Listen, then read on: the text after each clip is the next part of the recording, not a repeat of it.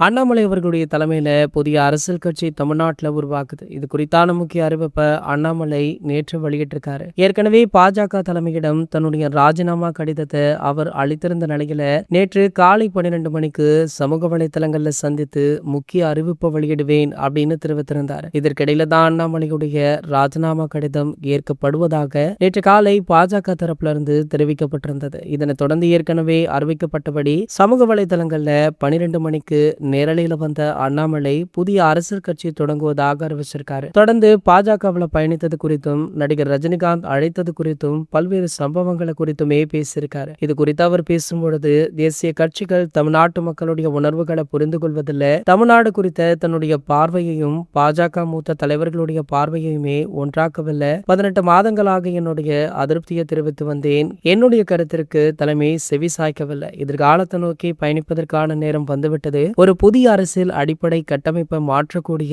அரசியலை உருவாக்க வேண்டும் என்று பாஜகவிலிருந்து வெளியேறிவிட்டேன் அப்படின்னு சொல்லியிருக்காரு. மேலும் பாத்தீங்கன்னா இவர் சூப்பர் ஸ்டார் ரஜினிகாந்த் அவர்களுக்குமே அழைப்பு விடுத்திருக்காராம். ஸோ கண்டிப்பாக இந்த கட்சியில அவருக்குமே மிக முக்கிய பொறுப்பு இருக்கும் அப்படின்னு எதிர்பார்க்கப்படுது. மேலும் பாத்தீங்கன்னா இன்னும் ஓரிரு வாரங்கள்ல புதிய கட்சி துவங்க இருக்காங்க.